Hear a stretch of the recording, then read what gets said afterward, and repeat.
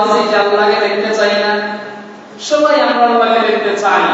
এজন্য এখানে একটা বুখারী শরীফে একটা জিনিস আমাদেরকে বলা হয়েছে, সেটা হচ্ছে আমরা যেন প্রভু সাক্ষাৎ পেতে হলে আমরা রোজা পালন করি। পেওয়াই আমার দেখে আল্লাহ রাসূল সাল্লাল্লাহু আলাইহি ওয়াসাল্লাম বুখারী 1805 নম্বর হাদিসের মধ্যে বর্ণনা করেন, আল্লাহ রাসূল সাল্লাল্লাহু আলাইহি ওয়াসাল্লাম বলেন, রোজাদারদের জন্য দুইটি আনন্দের সময় আছে।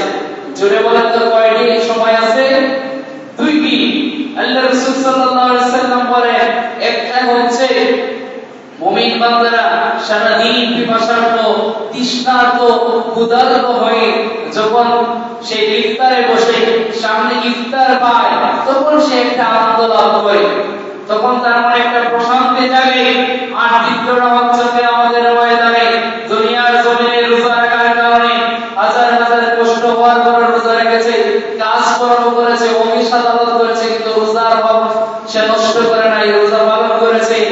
এক জায়গা থেকে আরেক জায়গায় গিয়েছে, কিন্তু সে রোজা ভাঙে নাই। এইভাবে যদি রোজাকে পালন করে কিয়ামতের ময়দানে আল্লাহ রাব্বুল আলামিনের সাথে সে যখন মিলিত হবে, সেটা হচ্ছে মুমিন বান্দাদের জন্য 2 নম্বর আনন্দের বিষয়। সুবহানাল্লাহ। তাহলে ভাই এই রমজান মাসে